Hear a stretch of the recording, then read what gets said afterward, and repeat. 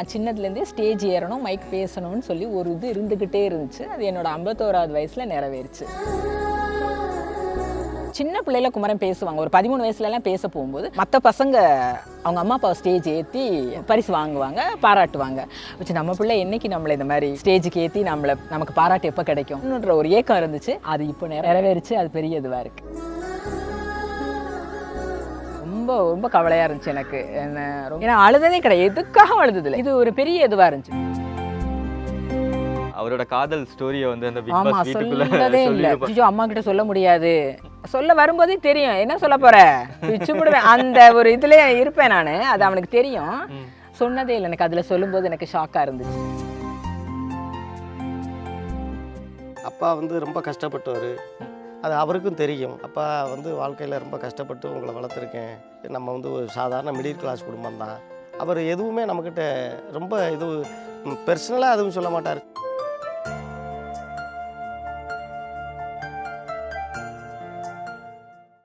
அம்மா வணக்கம். வணக்கம்ப்பா. எப்படி இருக்கீங்க? நல்லா இருக்கேன்ப்பா. நல்லா இருக்கீங்களா நீங்க? ரொம்ப நல்லா இருக்கேம்மா. எப்போ போறேன்னு சொன்னாரு உங்களுக்கு? இப்போ பிக் பாஸ் அப்படின்ற ஒரு வாய்ப்பு கிடைச்சிருக்கு, இதுல நான் உள்ள போக போறேன் அப்படின்னு. ஒரு வாரம் முன்னாடி அப்படிதான் சொன்னாங்க. ஓகே.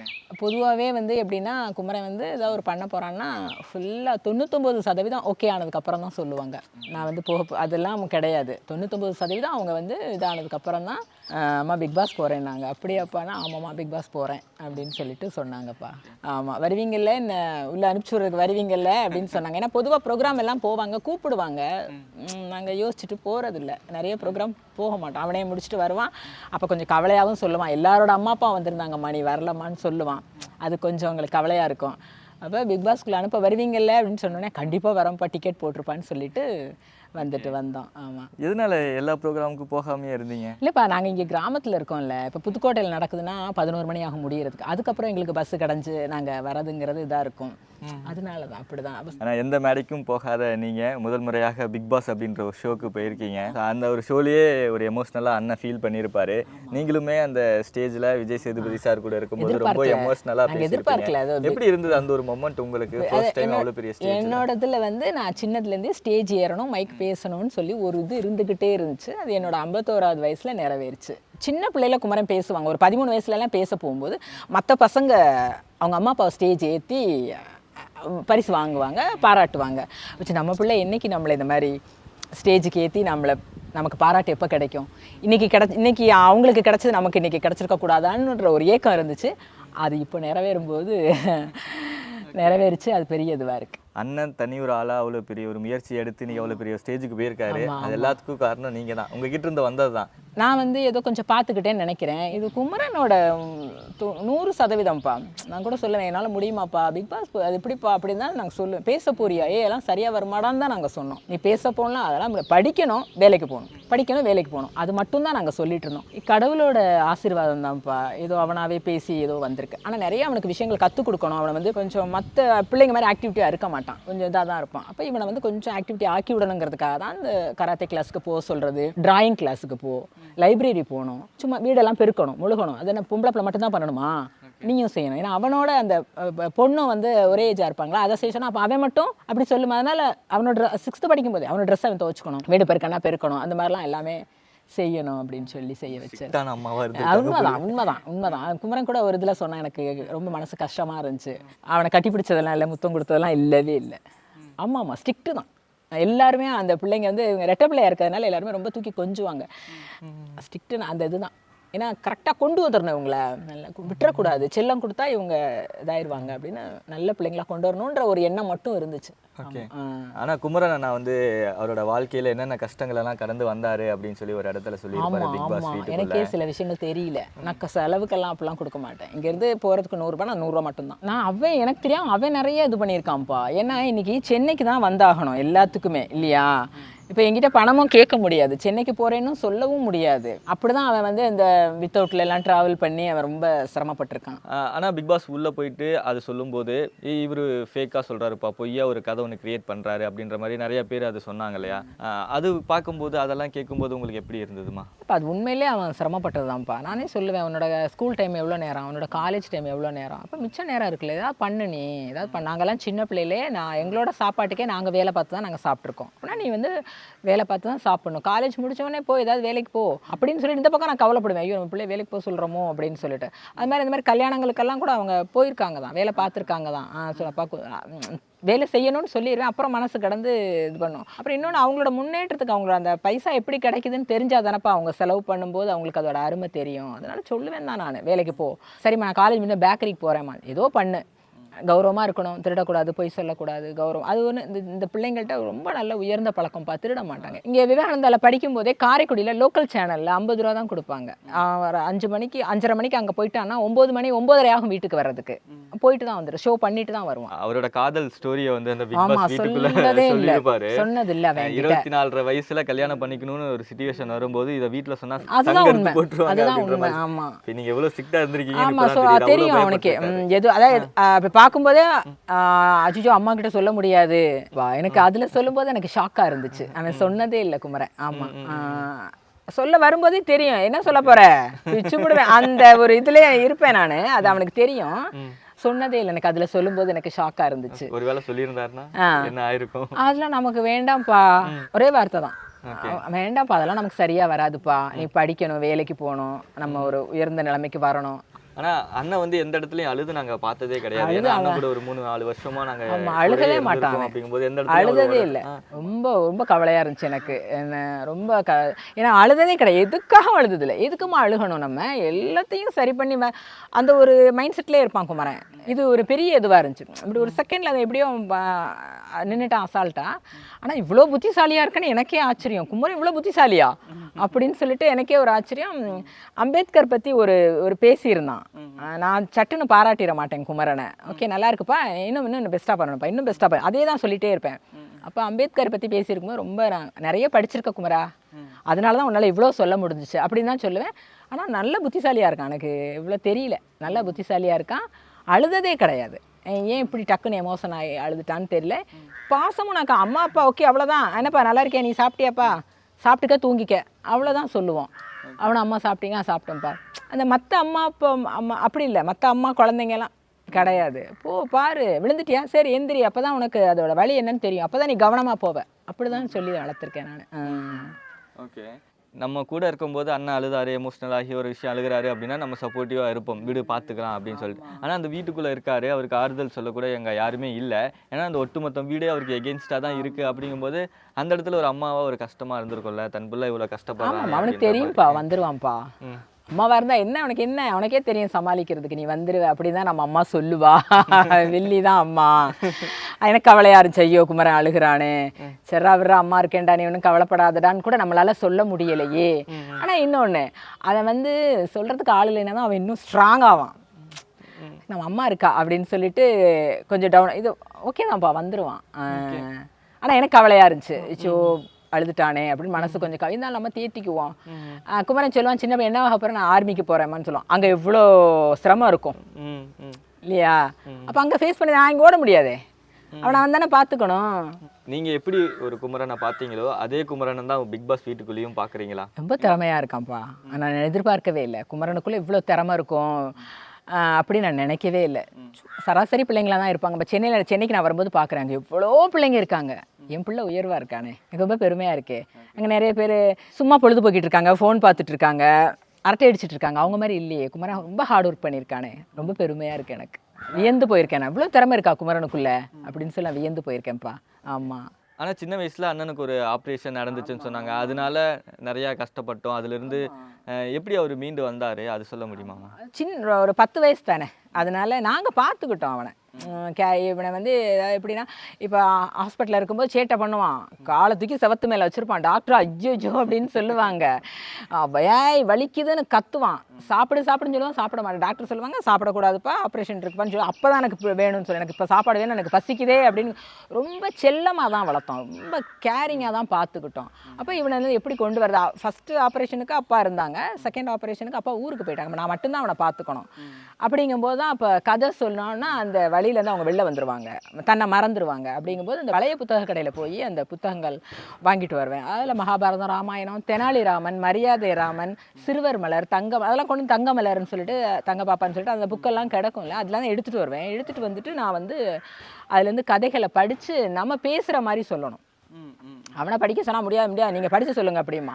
அவனை வந்து அழுக விடாமல் இருக்கணும், அவனோட மைண்டை வந்து வேறு பக்கம் திருப்பலாம். வலிக்குதுன்னு சொல்லிட்டு கத்திகிட்டே இருப்பான் இல்லையா. அதனால நம்ம வந்து நான் இப்படி தான் படிச்சுட்டே இருப்பேன், கதை சொல்லிட்டு நான் பக்கத்து ரூமில் போய் பேசிகிட்டு இருக்கேன், நான் போக மாட்டேன். அங்கேருந்து இங்கே யாரும் வர்றதுக்கும் நான் அனுமதிக்க மாட்டேன். நான் சொல்லுவேன், நான் கதைகளாக வந்து சொல்லும்போது அவன் கேட்டுக்குவான். நம்ம அது மாதிரி ஆகணும்ப்பா அப்படின்னு சொல்லிட்டு ஒரு ஹிந்தி படம், அமீர் கானோட படம் ஒன்று திரை விமர்சனம் ஒரு பேப்பரில் வந்துருந்துச்சு. அப்போ சொல்லுவாங்க, குமரா எல்லாராலையும் சாதிக்க முடியும். கிளாஸ் ரூமில் ஒரு 50 பேர் இருந்திருக்காங்க, ஒரு பையன் மட்டும் லாஸ்ட் பெஞ்சில் இருந்திருக்காங்க, ரொம்ப கவலையாக இருந்திருக்காங்க, அவங்கள யாருமே சேர்க்க மாட்டாங்க. அப்போது சார் கூப்பிட்டு அவனுக்கு அமீர் கான் கூப்பிட்டு கேட்பாங்க, இங்கே வாப்பா நீ மட்டும் ஏன் எப்படி இருக்கேன்னு. இல்லை எனக்கு படிப்பு வரலன்னு சொல்கிறாங்க, எல்லாரும் என்ன இது பண்ணுறாங்கன்னு சொல்லுவோம். உனக்கு என்ன தெரியும், எனக்கு வரைவேன் அப்படின்னு சொன்னால் அவங்க வரையணும். போர்டில் வரையும் போது அவனை வரைகிறதுக்காக அவனுக்கு பயிற்சி கொடுத்து உலக அளவில் அந்த பையன் வருவான். அப்போது நம்ம எதாவது செய்யணும்ப்பா, அதாவது செஞ்சால் நம்ம வந்து பெரிய அளவில் வரலாம்ப்பான்னு சொல்லிட்டு அதெல்லாம் சொல்லி அவனோட மைண்டில் இருக்குது. ஆமாம், தலைவர்களை பற்றிலாம் அப்போ அண்ணாலாம் எவ்வளோ கஷ்டப்பட்டிருக்காங்க, காமராஜர்லாம் எவ்வளோ கஷ்டப்பட்டிருக்காங்க, அவங்களாம் எவ்வளோ நல்லவங்களா இருந்திருக்காங்க இல்லையாப்பா அப்படின்னு சொல்லிட்டு கதை சொல்லியே அந்த இது சரி பண்ணிட்டீங்களா? ஆமாம் சரி, ஆமாப்பா. அவனை வந்து இப்போ என் பக்கம் கொண்டு வரணும்ல. கொஞ்சம் சேட்டை தான். என்னென்னா இப்போ பஸ்ஸில் போகும்போது நீ டிக்கெட் எடுன்னு சொல்லிடுவேன், டிக்கெட் எடுத்துருவான் அவன். அப்போ டிக்கெட் நான் சொன்னேன், டிக்கெட்டை பத்திரமா வச்சுக்கணும், செக்கர் ஏறினாங்கன்னா நம்மளை திட்டுவாங்க, டர்ன்னு கிழிச்சிருவான். அப்படியே கிழிச்சிருவான். கொஞ்ச நேரத்தில் செக்கர் ஏறிட்டார். நான் சொன்னேன், சார் நான் கிழிக்கவே சார், இவன் தான் சார் கிழிச்சானோடனே சார் அவர் பார்த்துட்டு கிழிக்கக்கூடாது தம்பி அப்படின்னு. அப்போ தெரிஞ்சுக்கிட்டான் அவன். ஓ அப்போ கிழிச்சா அப்போ செக்கர் 500 ரூபா நான் ஃபைன் போட்டுருவேன், நீ சின்ன பிள்ளைங்கன்னா விட்டுட்டு போகிறேன், இனிமேல் கிழிக்கக்கூடாது சரியா. நம்ம சொல்கிறத விட அவங்களும் சொன்னாங்கன்னா ஓ இப்படிலாம் இருக்குன்னு தெரிஞ்சுக்கிட்டான் அந்த விஷயங்கள்லாம். அந்த ஒரு வருஷம் ஜனவரிலேருந்து டிசம்பர் வரைக்கும் நாங்கள் போகணும் வரணும், அங்கே தங்கி இருக்கணும், அந்த மாதிரிலாம் இருந்ததுனால. எங்கே போகணும் வரணும்? மதுரைக்கு. அப்போ நானும் அவனும் பாண்டிங் ஆகிட்டான். அப்போ இந்த டிவியில எல்லாம் வந்து கும்பகர்ணனோட கதை, கிருஷ்ணரோட கதை, பிள்ளையார் கதை, சிவன் கதை, ஆஞ்சநேயர் கதை, இதெல்லாம் நான் சொல்லியிருக்கேன். அவன் கூட இருக்கும்போது பிரயோஜனம் எதாவது பண்ணணும்னு சொல்லிட்டு பஸ்ஸில் போகும்போதெல்லாம் அப்போ சொல்லிகிட்டே வரும்போது டிவியில் அதெல்லாம் வரும்போது இவனுக்கு பார்த்த உடனே ரொம்ப டக்குன்னு எல்லாம் இது பண்ணி, அம்மா அதெல்லாம் சொன்னாங்க, அம்மா நீங்கள் சொன்னீங்கல்ல இந்த வருதுமா, ஆமாப்பா அப்படி எல்லாம் நல்லா புரிஞ்சுக்குவான். ஆனால் வீட்டில் வந்து பசங்க எல்லாரும் வந்து அம்மா செல்லமாக தான் இருப்பாங்க. ஆனால் நீங்கள் ரொம்ப ஸ்ட்ரிக்டாக இருந்திருக்கீங்க. அப்பா எப்படி? அப்பா ரொம்ப செல்லம் கொடுப்பாங்க, ரொம்ப செல்லம். அப்பா ஊர்லேருந்து வந்துட்டாங்கன்னா 2 பேரும் அப்படியே கட்டி பிடிச்சிக்குவாங்க, ரொம்ப செல்லமாக இருப்பாங்க. அப்பான்னா உயிர், என்ன கேட்டாலும் வாங்கி கொடுப்பாங்க, என்ன கேட்டாலும் வாங்கி கொடுப்பாங்க. நான் கூட சத்தம் போடுவேன், அப்படி கொடுத்தீங்கன்னா எல்லாமே அவங்களுக்கு கிடைக்கும்னு நினச்சிக்குவாங்க. அதனால் அப்படிலாம் கிடையாது. அப்பா வந்து 1னா 10 வாங்கி கொடுப்பாங்க, அந்த மாதிரி ரொம்ப நல்லா பார்த்துக்குவாங்க. அவன் தெரியும் எங்கே கேட்டால் கிடைக்குன்ட்டு அப்பாட்ட தான் கேட்பான். நான் அண்ணன் உள்ளே போகும்போதே சொல்லிட்டு போனார், எனக்கு அந்த 50 லட்சத்தை ஜெயிக்கிறது முக்கியம் இல்லை, மக்களோட மனசை ஜெயிக்கிறது தான் முக்கியம் அப்படின்னு சொல்லிட்டு. மக்களோட மனசெல்லாம் ஜெயிச்சிருக்காரா? ஊரில் இருக்க எல்லாரும் என்ன சொல்கிறாங்க? அது உண்மையான விஷயந்தான் ஐயா. ஏன்னா பணங்கிறது நம்ம பொருளாதாரம் வாழ்க்கையில் எப்படி ஈட்ட முடியும், மனுஷனுடைய அன்பை சம்பாதிக்கிறதுங்கிறது வாழ்க்கையில் ஒவ்வொரு மனிதனுக்கும் கடினமான காரியம்தான். ஏன்னா எல்லாருக்கும் எல்லாரையும் பிடிக்காது. இன்றைக்கி பிக் பாஸ்குள்ளே போனதுனால சிவகங்கை மாவட்டமில் உலக நாட்டில் இருந்தெல்லாம் மக்களுக்கு முத்துக்குமரனுக்கு வந்து நல்ல பாராட்டு, நிறைய அன்பர்கள் அவனை பாராட்டுறாங்க. சிங்கப்பூர்லேருந்து கூட இப்போ கூட ஒரு சமீபத்தில் ஒரு அம்மா வந்து வாழ்த்து தெரிவிச்சுட்டு போனாங்க, ரொம்ப சந்தோஷம். உங்களோட பிறந்தநாளை கரெக்டாக ஞாபகம் வச்சுருந்து வாழ்த்துக்கள் சொன்னார். அது எப்போவுமே அவங்க அம்மா சொல்லி கொடுத்தது. சின்ன பிள்ளையிலேருந்தே நான் வெளியூரில் இருக்கும்போது கூட அவங்க காலையில் எழுந்தோடனே எனக்கு அப்பா ஹாப்பி பர்த்டே சொல்லிடுவாங்க. நான் கூட மறந்துருக்கேன், நம்ம என்னோட பிறந்த நாளை நான் இது வரைக்கும் கொண்டாடினதில்லை. பிள்ளைங்க வாழ்த்து தெரிவிப்பாங்க, அப்பா உங்களுக்கு பிறந்தநாள் வாழ்த்துக்கள், ரொம்ப நன்றி சாமிம்பேன். அது பாப்பாவும் சொல்லுவா, முத்துக்குமரனும் சொல்லுவாங்க, 2 பேரும். அது நான் பெருசாக எடுத்துக்கிறது இல்லை. ஆனால் அவங்க மைண்டில் வந்து கரெக்டாக இருக்கும். நான் கூட மறந்துருக்கேன், ஆனால் அவங்க எனக்கு ஞாபகப்படுத்துவாங்க. அப்படி தான் ஓடிக்கிட்டு இருக்கு இவ்வளவு காலமும். அம்மாட்ட பேசும்போது சொன்னாங்க, நான் ரொம்ப ஒரு ஸ்ட்ரிக்டான ஒரு அம்மா தான், ஒரு வில்லி மாதிரி தான் இருந்திருக்கேன், ஏன்னா அவ்வளோ கண்டித்து வளர்த்துருக்கேன் அவன் எந்த சொன்னாங்க. ஆனால் அதுக்கு ஸ்ட்ரெயிட் ஆப்போசிட்டாக நீங்கள் இருந்திருக்கீங்க. உண்மை சாமி. எப்படின்னா நம்ம வந்து பொருளாதாரத்தை தேடி வெளியூருக்கு போயிட்டோம், அம்மா தான் பிள்ளைங்களை பார்த்துக்கிட்டாங்க, ரொம்ப கண்டிப்பாக தான் இருப்பாங்க. நம்ம வெளியூரில் இருக்கோம், 6 மாதம் 1 வருஷத்துக்கு ஒருக்கா வருவோம், வந்தோடனே அன்பை கொட்டுவோம், ஒரு 30 நாளில் திருப்பி கிளம்பிடுவோம். குடும்ப சூழ்நிலை காரணமாக நம்ம பொருளாதாரத்தை தேடி ஓட வேண்டியதாக ஆயிடுச்சு. ஆக அந்த பிள்ளைங்க வளர்ப்பில் வந்து 100% அவங்க அம்மா தான் பார்த்துக்கிட்டாங்க. நான் அப்பப்போ வந்து வேடந்தாங்கல் பறவை மாதிரி கொஞ்சம் அன்பை காட்டிட்டு போயிடுவேன். இதுதான் விஷயம். குமரன் அண்ணன் வந்து சென்னை போனதுக்கப்புறம் கிட்டத்தட்ட 1 வருஷமாக அவரை நீங்கள் பார்க்கவே இல்லை. 1 வருஷம் கழித்து தான் வந்தீங்க. அதுவே ஒரு வீடியோவாக அவர் போட்டிருப்பார் அவரோட யூடியூப் சேனல்ல எல்லாம். அந்த டைமில் எப்படிப்பா இருந்துச்சு? 1 வருஷம் கழித்து நீங்கள் அப்ராட்லேருந்து வர்றீங்க, குமரன் அண்ணன் ஒரு நல்ல வேலையில் இருக்கார், உங்களை வந்ததும் சென்னை ஃபுல்லாக சுற்றி காமிக்கிறாரு, அப்படிங்கும்போது அந்த ஒரு மொமெண்ட் எல்லாம் எப்படி இருந்தது? நான் உண்மையிலே வந்துயா இது இந்த விஷயத்தை பொறுத்த வரைக்கும் எங்களை சஸ்பென்ஸாக தான் நீங்கள் சென்னைக்கு வரணுப்பா அப்படின்னு சொல்லும்போது நாங்கள் ஏதோ பாராட்டு விழான்னு தான் நினச்சி போனோம். 1 இயர் ஆச்சு, அம்மாவும் அப்பா வாங்க. அப்போ நான் மலேசியாவிலேருந்து இங்கே வந்திருக்கேன் ஊருக்கு. வந்து ஒரு மாதம் ஆச்சு. அப்பா நீங்கள் வந்துட்டு வாங்கணுன்னா நான் அம்மா அழைச்சிட்டு சென்னைக்கு போனேன். எதிர்பார்க்கல. அப்போ வாங்க அப்படின்னு சொல்லி ஒரு நண்பர்கள் காடி எடுத்துகிட்டு எங்களை அழைச்சிட்டு போனார். அங்கே ஹார்பரில் பெர்மிஷன்லாம் வாங்கி முறையாக லீகலாக அங்கே உள்ள கடலுக்குள்ளே போட்டில் கூப்பிட்டு போனார். அப்போதைக்கு அளவு கடந்த சந்தோஷம்.